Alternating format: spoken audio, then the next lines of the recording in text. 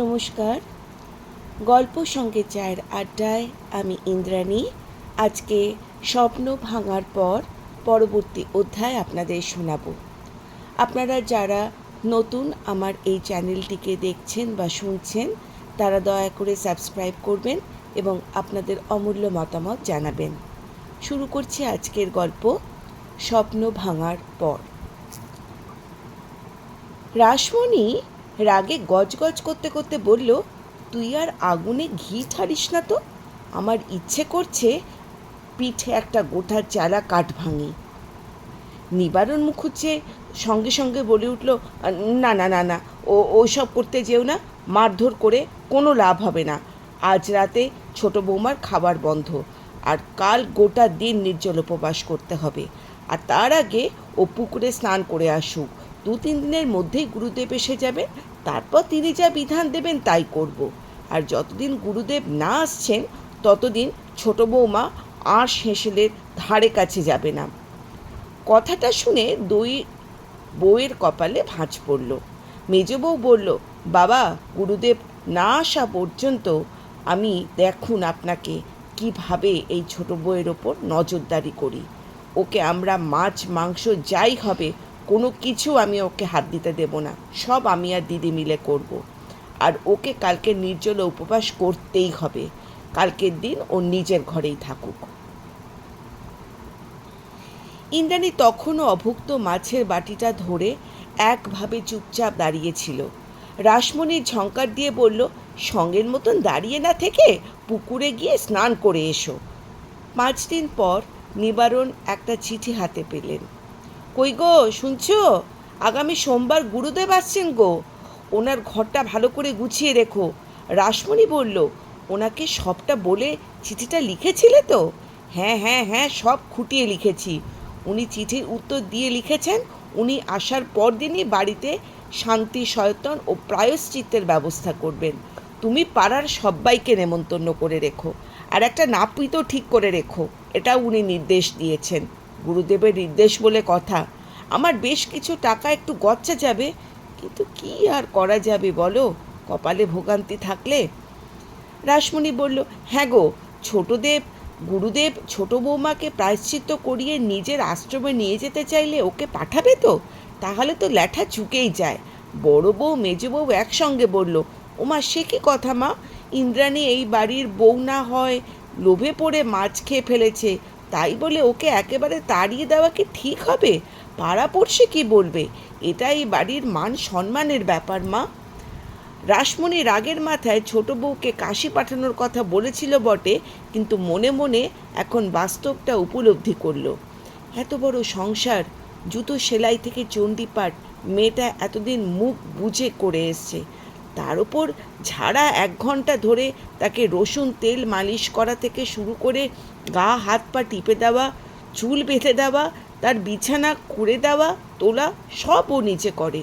ও একবারে চলে গেলে সংসার তো হাড়ির হাল হবে, আর আরাম আয়েশ তো সব ঘুচেও যাবে।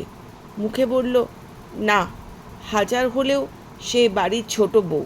রাগের মাথায় 2 ঘাত দিয়েছিলাম বটে, কিন্তু এখন ভেবে দেখলাম গুরুদেব প্রায়শ্চিত্ত করানোর পর ওকে এখানেই রেখে দেব। ও এখানেই থাকবে। রবিবার দিন গুরুদেব আসার উপলক্ষে মুখুজ্জে বাড়িতে বেশ তোড়জোড় শুরু হয়ে গেল। গোটা বাড়িটাই ঝাড়পোছ করা হলো। বাগানটা ভালো করে পরিষ্কার করে একেবারে সাফাই করা হলো। গুরুদেবের ঘরের খাটের চাদর তাকিয়া বালিশ দিয়ে সাজানো হলো। 2 বৌমাকে বারবার সতর্ক করে বলে দেওয়া হলো যে তারা যেন গুরুদেবের সেবা যত্নের কোনো ত্রুটি না রাখে। গুরুদেব কাল বেলা 3টের মধ্যেই এখানে এসে পৌঁছবেন। তার জন্য ঘরের তৈরি ঘন ক্ষীর, মাখা সন্দেশ আর নারকেলের ক্ষীরের পুর দিয়ে পাটিসাপটা বানানো একদম যেন হয়। এসব কিছু দুপুরের খাওয়া দাওয়ার পর স্নান করে অভুক্ত অবস্থায় ইন্দ্রাণীই করল। রাসমণি সেদিন দুপুরে ভাত ঘুমের আয়েশ ত্যাগ করে পাহারা দিয়ে আর শুধু হুকুম করে এত সব কিছু করালো। বেলা 5টায় সব সেরে ইন্দ্রাণী একটু সেদ্ধ ভাত খেয়ে সময় পেল। খেতে বসে আসন্ন শান্তির কথা আর শাস্তির কথা ভেবে এক পেট খিদে নিয়েও ইন্দ্রাণী ভাত নাড়াচাড়া করে একটা গ্রাসও মুখে তুলতে পারল না। তার নিকট আত্মীয় অনেকেই আছে, তারা গরিব বলে কেউ যোগাযোগ রাখত না। এই বাড়ি ছাড়া তার কোনো আশ্রয়ও নেই। আচ্ছা, গুরুদেব মাথা মোড়ানো আর গোমূত্র গোময় খাওয়ানো ছাড়া আরও কি কঠিন শাস্তি দেবেন? সে শাস্তি কতটা ভয়ঙ্কর, কতটা নিষ্ঠুর হতে পারে? এই কটা দিন সে অনেকবার আত্মহত্যার কথা ভেবেছে, কিন্তু মরার কথা ভাবলে কেমন একটা অদ্ভুত ভয় আর তার সারা শরীর আচ্ছন্ন হয়ে যায়। আজ একটা কথা ভেবে তার অবাক লাগছে, সে যদি অপবিত্রই হয় তাহলে গুরুদেবের জন্য সারা দুপুর ধরে এত সব খাবার তাকে দিয়ে কেন বানানো হলো? আর কেনই বা এই কদিন বাড়ির সব কাজে, সব রান্নাবান্নায়, সব নিরামিষ পদ সব কিছু তাকে দিয়ে বানানো হলো? এঁটো হাতে এইসব সাত পাঁচ ভাবতে ভাবতেই শাশুড়ির হাঁক শুনতে পেল ইন্দ্রাণী। বুঝতে পারল সবার চা খাওয়ার সময় হয়েছে। সে তাড়াতাড়ি ভাতে জল ঢেলে কাপড় বাসনগুলো রেখে রান্নাঘরে এসে চায়ের জল বসালো। শাশুড়ি মা বলল, শোনো ছোট বৌমা, কাল একটু ভোর ভোর উঠবে। আজ সবার জন্য নিরামিষ রান্নাই হবে। রান্নাবান্না শেষ করে তোমার ভাত বসানোর আগে ভালো করে ছোলা ভিজিয়ে কুমড়োর ছক্কা, ছানার ডালনা আর ছোলা ঘন ডাল করে বানিয়ে রেখো। বাড়ির সবার জন্যই করবে। বেগুন ভাজাটা না হয় বড় বৌমা গরম গরম ভেজে দেবে। আর ভালো করে ময়াম দিয়ে বেশি করে আটা মেখে একটা ভিজে ন্যাকড়া দিয়ে রেখো। রাতে সবার জন্য লুচি হবে। গুরুদেব এলে তুমি রান্নাঘরে ত্রিসীমানায় কিন্তু যেও না, নিজের ঘরে বসে থেকো। আর একটা কথা, এই কদিন তুমি রান্না করেছো আর গুরুদেবের জন্য যা করে রাখলে, এ কথা একবারও কিন্তু মুখে উচ্চারণ করবে না। কথাটা মাথায় কিন্তু একদম ঢুকিয়ে নাও, বুঝতে পারলে?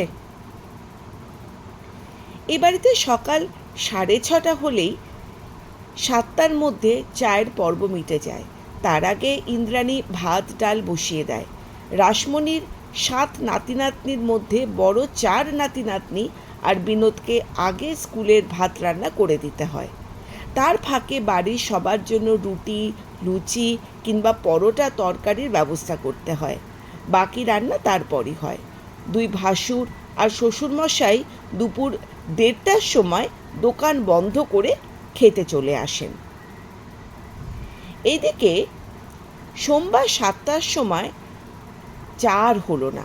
রান্নাঘর থেকে কোনো ছ্যাঁকছুক আওয়াজও পাওয়া গেল না দেখে রাসমণি মোক্ষদাকে বলি ব্যাপারটা কি? সে মহারানী কি এখনো সহ্যে ছাড়েনি? কাল পই পই করে বলে দিয়েছিলাম আজ একটু ভোর ভোর উঠতে। যা একবার ওর ঘরে গিয়ে দেখি, 7টা বেজে চললো, এখনো চাটুকু পর্যন্ত পেলাম না। এই বলে মোক্ষদা দেখে এসে বলল, ও মা ঠাকুরন, ছোট বৌদি তো ঘরে নেই কো। পুকুর বাগান সব দেখে এলাম, কোথাও নেই। খিড়কির দরজা হরি হাট করে খোলা। বড় বউ মেজ বউ বলল, ছাদে কাপড় মেলতে যায়নি তো? মোক্ষদা ছাদ ঘুরে এসে বলল, না, ছাদেও নেই কো। নিবারণ বললেন, তাহলে এত সকালে ছোট বৌমা গেল কোথায়? ওর তো 3 কুলের কেউ নেই। এই বলেই তো জানি। রাসমণি বলল, দেখো গে, কোন নাং জুটিয়ে তার সঙ্গে রাত দুপুরে মাগি নির্ঘাত পালিয়েছে। এবার কি হবে গো? পাড়ার লোক তো কাল নেমন্তন্ন করে বসে আছি। মাগির শেষকালে আমাদের গালে চুন কালি লেপে দিল একেবারে। এরপরে পাড়ায় মুখ দেখাবো কি করে বলো তো? নিবারণ বললেন, চুপচাপ, একদম চুপচাপ একটু থাকো তো। এ কথা আর কাক পক্ষেও যেন জানতে না পারে।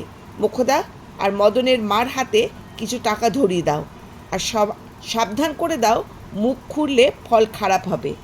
পাড়ার লোককে বলো, বৌমার এক মাসি মৃত্যুশয্যায় বঞ্জিকে দেখতে চেয়ে খবর পাঠিয়েছিল বলে সেখানে আমরা ওকে মাসির সেবা করার জন্য পাঠিয়ে দিয়েছি। বুঝতে পারলে? রাসমণি বলল, গুরুদেব তো আজকেই আসছেন, তাকে কি বলবে? গুরুদেবকে সবটাই সত্যি কথা বলতে হবে, বাড়িতে শান্তি সত্যায়ন করতে হবে, আর পুজো উপলক্ষে বাড়ির নিমন্ত্রিত লোকজনও খাবে। ওদের ওদের কাউকে ছোট বৌমার কুকীর্তির কথা বলনি তো? রাসমণি বলল, সেদিন সবাই জানবে বলে তেমন কিছু বলিনি। যাক, একটা বুদ্ধিমানের কাজ করেছো। বিনোদ বলল, থানায় একটা গিয়ে মিসিং ডায়েরি করলে ভালো হতো না বেশি? নিবারণ বলল, তোকে আমার পরিবারের ব্যাপারে কে কথা বলতে বলেছে? আমাদের বাড়ির একটা মান সম্মান নেই? পুলিশে খবর দিয়ে লাভটা কি হবে? মধ্যিখানে আমাদের নাজেহাল অবস্থায় হবে, পাড়াময় খিটকেল ছড়িয়ে বেড়াবে। আমরা তোকে বাড়ি থেকে তাড়িয়ে দিইনি? আর কপালে বেশ্যাগিরি নাচলে আমরা কি করতে পারি? যার সঙ্গে পালিয়েছে সে দুদিন ফুর্তি ফর্তা করে হাড় কাটার গলিতে বেচে দিয়ে আসবে। তুই বরং তোর কথা ভাব, বুঝলি? তুই তোর কথা ভাব। বহুদিন থেকেই তো আমাদের ঘাড়ের মধ্যে বসে নবাবি চাল করলি। চাকরি পেয়েও তো একটা পয়সাও আজ পর্যন্ত ঠাকাসনি। শুধু বাজেটটুকু করা ছাড়া সংসারে কোন উপকারে আসিস তুই, বল দেখি? বিনোদ বলল, পিসি, আর তোমাদের মায়াতেই এখানে পড়ে আছে পিসেমশাই। আর খরচ তো দিই না এমন তো নয়। আমাদের শহরের বাড়ির পুরো ভাড়াটাই তো পিসি বরাবর নেয়। নিবারণ বললে, তুই কি ভেবেছিস ওই টাকাতে তোর রাজকীয় খাওয়ার জন্য আমি বসে আছি? আর এটাই কি যথেষ্ট? আমার তো মনে হয় না। ঠিক আছে পিসেমশাই, আমার ব্যবস্থা তো একটা দেখতেই হবে। শুধু একটা মাস আমাকে সময় দাও। রাসমণি হা হা করে বলল, বাড়ির এই অবস্থায় তোর পিসমশাই কি আর মাথার ঠিক আছে রে? ওর কথা গায়ে মাখিস না বাবা। নিবারণ বলল, আমার যথেষ্ট মাথা ঠিক আছে। একটা পরিষ্কার কথা শুনে রাখো, এখানে থাকতে হলে তোর পুরো বাড়ি ভাড়া দিতে হবে। আর তোর থাকা খাওয়ার খরচা বাবদ সেটা তোর পিসিকে তোকে রীতিমতো টাকা দিয়ে এখানে থাকতে হবে। আর তোর পিসি যদি তোর বিয়ে দিয়ে তোকে এখানে রাখতে চায় তাহলে ভাড়ার সঙ্গে মাইনের অর্ধেকের টাকাও দিতে হবে। বুঝতে পারলি? রাসমণি বললেন, সে না হয় হবে। বিনুর চাকরি তো এখন থেকে নাকের ডগায় হাঁটার পথে। ও বাড়িতে যখনই ওর তো বাড়িতেই থাকা হয় না। তখন শুধু শুধু বাড়ি খালি করে লাভ কি? তোর বিয়েও আমি এখান থেকেই দেবো রে। তখন না হয় কিছু টাকা মাইনে দিয়ে থাকিস। আমরা চোখ না বোঝা পর্যন্ত তুই এখানেই থাকবি। ওগো, কি বলছো? নিবারণ বললেন, তোমার যদি এটাই ইচ্ছে হয় তাহলে আমার আপত্তি নেই। তবে ওকে বলে দাও আমার পরিবারের ব্যাপারে বেশি যেন মাতব্বরি না করে। বিনোদ বলল, আমি তো কোনো মাতব্বরি করিনি। আমি শুধু থানাতে একটা মিসিং ডায়েরির কথা বলেছি। না হলে উঠোন ভর্তি সবার সামনে পিসি যখন এই বাড়ির ছোট বৌমাকে চড়থাপ্পড় মেরে ক্ষান্ত হয়নি, তার চুলের গোছা ধরে টেনে নিয়ে এসে উঠোন পর্যন্ত এসেছিল, তখনও তো সবার মতন আমিও টু শব্দ না করে সবার মতন দেখছিলাম। আমি থানার কথা শুধু বলেছি কারণ যাতে তোমাদের নিরাপত্তার কথা ভেবে। বলা তো যায় না, ছোট বউ মনের দুঃখে যদি আত্মহত্যা বা সুইসাইড করে তখন তো এমনিতেই থানা পুলিশ তোমরা এড়াতে পারবে না। নিবারণ বললেন, সে সম্ভাবনা নেই। আর থাকেই যদি সেটা আমি বুঝে নেব। তুই নিজের চরকায় তেল দে আর মুখটা বন্ধ রাখ, বুঝতে পারলি? বিনোদ বলল, সে না হয় রাখবো, কিন্তু পিসি, এত বছরেও যখন তোমার পরিবারের আমার পরিবার হয়নি তখন আমার এখানে বিয়ে থাওয়া করে থাকাটা কোনো মানে হয় না। তাছাড়া তোমার ছোট বউ প্রায়শ্চিত্তের পর গুরুদেবের আশ্রমে নিজে থেকেই চলে যেতে চায়, তাহলে কি করবে? এত বড় সংসারে সে তো একাই দশভুজার মতন সংসারটাকে আগলিয়ে রাখে। আর আমার দুটো বৌদি তো তোমার মতন রান্নাঘরে ত্রিসীমানায় পর্যন্ত এতদিন আসতো না। শেষকালে আমার বউকে তোমার এই ছোট বউয়ের মতন সংসারের সব দায়িত্ব নিতে হবে, কি তাই তো? হাজার হলেও আমি তোমাদের আশ্রিত বই তো, পরিবারের তো কেউ নই। না পিসি, এটা ভেবে যদি তোমরা আমার বিয়ে এখানে দিতে চাও সেটা আমি কিছুতেই হতে দেব না। আমি এখানে বিয়ে কিছুতেই করব না। রাসমণি বলল, বালাই ষাট, কি কথা বলছিস বাবা?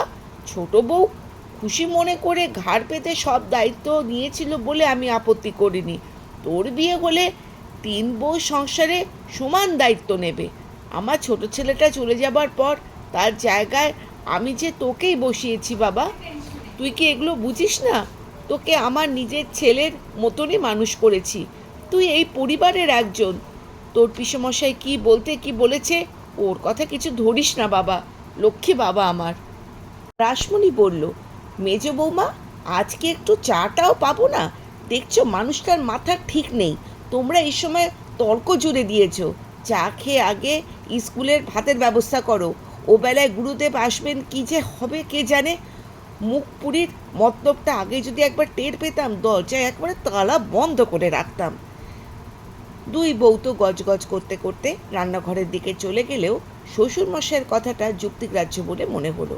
সেদিনের নির্দিষ্ট সময় গুরুদেব এসে সব শুনে তিনি বললেন, সবই অদৃষ্ট, তোদের আরও একটু সাবধান থাকতে হবে। ভেবেছিলাম মেয়েটাকে মাথা মুন্ডন করে প্রায়শ্চিত্ত করে আমার আশ্রমেই ওকে ঠাঁই দেব। ওখানেও আমার দুটো শিষ্য আছে যারা যুবতী, তারাও এক রাঁধুনি বামুনের সঙ্গে আশ্রমের ঘোরটাপ করে তারাও দুটো পালিয়েছিল। আশ্রমে এখন কড়া নজরদারির ব্যবস্থা হয়েছে, আর সেই জন্য জপ তপ আর ঠাকুরের সেবা করে ভেবেছিলাম ছোট বৌমাকে একটু যত্ন আত্তি করিয়ে ওর জীবনটা ওখানে ওইভাবেই কেটে যেত। যাকে কথাটা যেন পাঁচকার না হয়। কাল পুজো, লোকজনকে খাওয়ানোই হোক। এই বলার পর দিন 10 পরে মুখুজ্জে পরিবারের পরিবেশ শান্ত হয়ে গেল। দুই বৌমা রীতিমতো ভবিষ্যতের কথা ভেবে পালা করে রান্নাবান্নার দায়িত্ব নিল। শুধু রাসমণিকে ঠাকুরঘর মোছা থেকে ফুল তোলা, সন্ধে দেখানো, তুলসী প্রদীপ সমস্ত করা, বিছানা পাতা, বিছানা তোলার দায়িত্বের সঙ্গে আরও টুকটাক দায়িত্ব নিতে হলো। আর এতদিনের সেবা নেবার অভ্যেসটাও ত্যাগ করতে হলো। এরপরেও দুবেলা কথায় কথায় অদৃশ্য ছোট বৌমাকে সাপ সাপান্ত করতে কিন্তু সে কিছুতেই ভুলত না। কয়েকদিন পর একদিন নিবারণ মুখুজ্জে বললেন, গিন্নি, এভাবে সাপ সাপান্ত না করে শক্তিক্ষয় করে কোনো লাভ আছে কি? সে তো পগার পা হয়ে গেছে। একটা কথা কেন তোমার মোটা মাথায় ঢুকছে না আমি বুঝতে পারছি না। আমি বেশ কিছুদিন আগে পরিকল্পনা একটা করে রেখেছিলাম। ভগবান নিজে থেকেই সেই সুযোগটা করে দিয়েছে। রাসমণি বলল, তোমার কথার মাথা মুন্ডু আমি কিছুই বুঝতে পারছি না। কি বলছো সেটা বলো। আরে বাবা, সে থাকলে তো ভারী সম্পত্তির একটা ভাগ তার আইনত ন্যায্য পাওনা ছিল কি না? সাথে কি আমি ওকে গুরুদেবের আশ্রমে কিছু টাকা দিয়ে চালান করতে চেয়েছিলাম? তা সে রাস্তাটা ভগবান নিজেই বন্ধ করে দিয়েছে। বুঝতে পারলে? এটা উপকারই হয়েছে, কোনো অপকার আমাদের হয়নি। কি বুঝতে পারলে? একসঙ্গে থোক টাকাটা লাগলো না, তাও গুরুদেব মুখ বন্ধ করার জন্য বাইরে থেকে কিছু টাকা দিতে হলো। আমি বেশ বুঝতে পারছি ছোট বৌমার সেবা নেওয়াটা তোমার অভ্যেসে দাঁড়িয়ে গিয়েছিল। তা সেটা মোক্ষদাকে বললেই তো করে দেবে। রাসমণি বলল, তোমার আক্কেল দেখে বলিহারি যাই। সে মাগে কি পা তুলে এই বিছানায় বসে সেবা করবে? শুধু কি সেবার জন্য বলেছি? বুড়ো বয়সে এই বাতের ব্যথায় ভারী শরীর নিয়ে ঠাকুর ঘর মোছা, বিছানা করা, অত কাজ ঘাড়ে এসে পড়েছে। সব কি তুমি দেখতে পাও না? এমনকি বিকেলে চা করাটাও এখন আমার দায়িত্বের মধ্যে এসে পড়ে গেছে। জং ধরে যাবে গিন্নি, শরীরটাকে একটু নাড়াও। নাড়ালে চাড়ালে শরীরের কলকবজা সচল থাকবে। আর তোমার ভাইপোকে ওর বাড়ির দোতলাটা ভাড়া দেওয়ার জন্য তাগাদা দাও। একদিন রাসমণি বিনোদকে কাছে বসিয়ে বলল, বিনু, এবার তোর দোতলাটা ভাড়া ব্যবস্থা করতে হবে। বিনোদ বলল, পিসি, আমি তো উকিল কাকুকে সামনের রবিবার আসবো বলেই দিয়েছিলাম, উনি ভাড়া ঠিক করে দেবেন। কিন্তু বাড়ির খাট, আলমারি আর সব ফার্নিচার কি হবে?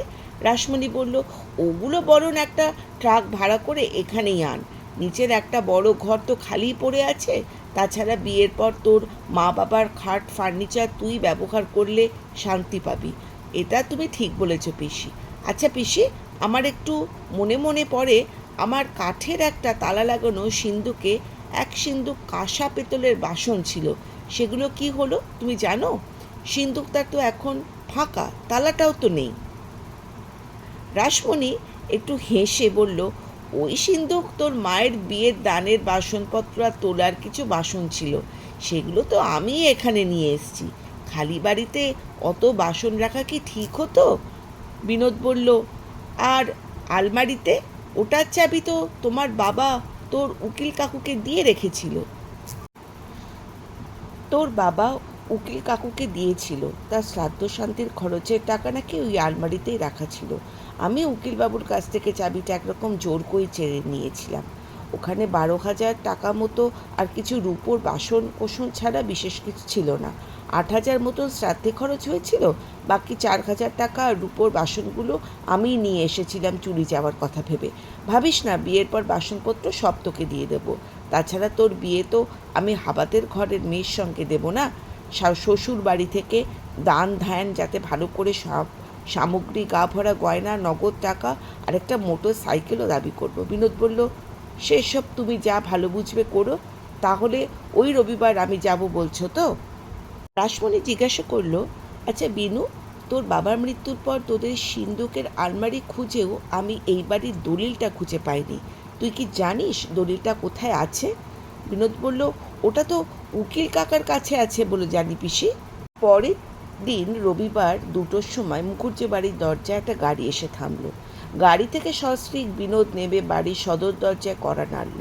মুখুজ্জে বাড়িতে সবে দুপুরের ভাত খাওয়ার পর পাট পিটেছে। দরজা খুলে দিল মোক্ষদা। ওদের দেখে মোক্ষদা ভূত দেখার মতন চমকুতে চিৎকার করে বলল, ওগো সবাই এসে দেখো গো, ছোট বৌদি এক গা গয়না সিঁদুর পরে বিনু দাদাবাবুর সঙ্গে ফিরে এইছে। এতক্ষণে ওরা বাড়ির ভেতরে ঢুকে এইছে গো, তোমরা সবাই দেখো। এই কথা শুনে বাড়ির প্রত্যেকে রাসমণির ভাইপোর দিকে আগুন চোখে তাকিয়ে বলল, তুই তাহলে বাড়ির বউকে ফুসলিয়ে বের করে নিয়ে গিয়েছিলি, নাকি ওই মাগি তোকে ছলাকলা করে তোর সঙ্গে এতদিন ধরে নষ্টামি করে ঢ্যামনামি করে তোকে বশে করেছিল? বিনোদ বলল, পিসি, ইন্দ্রাণী সম্পর্কে আর একটা নোংরা কথা তুমি ভুললেও উচ্চারণ করবে না। ইন্দ্রাণী এখন আমার আইনত বিবাহিতা স্ত্রী। আর এবার আমাকে কিছু বলতে দাও। রাসমণি বলল, তোর বলার কি আছে শুনি? আর কি বা বলবি? আমি দুধ কলা দিয়ে এতদিন ধরে কাল সাপ পুষেছিলাম। আমার এত বড় সর্বনাশ তুই করতে পারলি, বেঈমান অকৃতজ্ঞ ছেলে কথাকার। বিনোদ বলতে লাগলো, শোনো, প্রথম কথা, বিধব বিবাহ এখন আইনত সিদ্ধ। আর তুমি যাকে এতদিন ধরে অবহেলা করে এসেছো, নির্যাতন করে এসেছো, ও কিন্তু এগুলোর একেবারেই অংশীদার নয়। আর আরেকটা কথা তোমাকে বলি, প্রতি রবিবার আমি আমার ভাগের মাছ মাংস লুকিয়ে ওর ঘরে গিয়ে দিয়ে আসতাম। ও প্রথম প্রথম ভয়ে আমাকে আপত্তি করত, কিন্তু আমি জোর করাতে আর যুক্তি দিয়ে বোঝাতাম এটা কোনো পাপ বা অন্যায় কাজ নয়। চাকরি পাওয়ার পর আমি স্কুল থেকে ফেরার সময় চপ, সিঙাড়া, জিলিপি মাঝে মাঝেই ওকে এনে দিতাম। বেচারি দুমুঠো ভালোভাবে খেতেও পারত না। কিন্তু দুর্ভাগ্যবশত ইন্দ্রাণী সেদিন তোমাদের কাছে ধরা পড়ল। সেদিন তুমি ওর গালে শুধু চর থাপ্পড় মেরেই ক্ষান্ত থাকুনি, উঠোনে লোকের সামনে চুলের মুঠি ধরে হির হির করে টেনে এনে অকথ্য ভাষা অপমান করেছ। হাতে সুখ করে পিঠের চেলাকাট পর্যন্ত ভাঙতে বাকি রাখুনি। এখন তার জন্য তোমার আফসোস নিশ্চয়ই হচ্ছে, কি তাই না?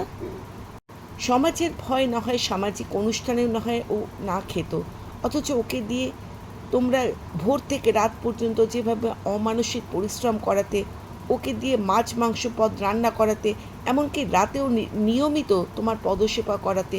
আচ্ছা পিসি, একটা কথা বলো তো, তোমার নিজের সন্তানের মৃত্যুতে তুমি কি ত্যাগ করেছিলে? তাহলে মাত্র 3টে বছরে বিবাহিত সম্পর্কে তোমার ছেলের এই রকম বউকে তুমি সর্বস্ব ত্যাগ করে কেন? কোন যুক্তিতে? আমাকে বোঝাতে পারো? আমি এসব দেখে আর অন্যায় সহ্য করতে না পেরে উকিল কাকুর সাথে যোগাযোগ করেছিলাম। উকিল কাকুই আমাকে বলেছিল এই পথ নিতে। তবে ইন্দ্রাণীকে বিয়ে করার পর ইন্দ্রাণী এতটাই ভয় পেয়ে গিয়েছিল যে সে এই বাড়িতে কিছুতেই আসতে চাইছিল না। আসলে তোমার সেদিনের মারটাও ভুলতে পারিনি। আমি একরকম জোর করে ওকে অভয় দিয়ে নিয়ে এসেছি, কারণ আমার বিবাহিত স্ত্রীর গায়ে হাত দেওয়ার কথা তো দূরের থাক, তার অপমানও আমি সহ্য করব না। রাসমণি বলল, তাহলে এতদিন ধরে তুই ভালো সাজার অভিনয় করে এসছিস? বিনোদ বলল, না পিসি, অত কিছু আমার মাথায় ছিল না। আমি শুধু ইন্দ্রাণীকে তোমাদের হাত থেকে উদ্ধার করতে চেয়েছিলাম। এটা উকিল কাকুর উকিলি বুদ্ধি। গয়নাকাটির কথা বলছিলেন না? এই সব গয়নাকাটি আমি ওকে দিয়েছি, ইন্দ্রাণীকে। আমাদের গাড়ি বাইরে দাঁড়িয়ে আছে, চাবিটা দাও। রাসমণি চাবিটা ঝনাত করে ফেলে দিয়ে বলল, আজ থেকে তোর সাথে আমার আর কোনো সম্পর্ক নেই। বিনোদ বলল, পিসি, সম্পর্কটা তো শুরু থেকে স্বার্থের সম্পর্ক ছিল। তুমিও আমাকে মানুষ করার খাতিরে, আমিও হয়তো এখানে থাকতাম যদি না সচক্ষে তোমার কদর্য রূপটা না দেখতাম। আমি আগেই জানতাম তুমি আমাদের খেতে বলা তো দূরের কথা, একটু জল মিষ্টি দিয়েও আপ্যায়ন করবে না। আমার ভালোই হয়েছে একদিক দিয়ে। আমার সব রকম সম্পর্ক ইতি করতে আমার কোনো আপত্তি নেই। ঠিক আছে পিসি, আমি এবার আসছি। আমি ইন্দ্রাণীকে নিয়ে আমাদের নতুন বাড়িতে যাব। তোমরা ভালো থেকো, আর পিসেমশাইকেও ওই খবরটা জানিয়ে দিও। স্বপ্ন ভাঙার পর আজ শেষ হলো। আপনাদের কীরকম লাগলো আপনাদের অমূল্য মতামত জানাবেন এবং চ্যানেলটিকে সাবস্ক্রাইব করবেন। ধন্যবাদ।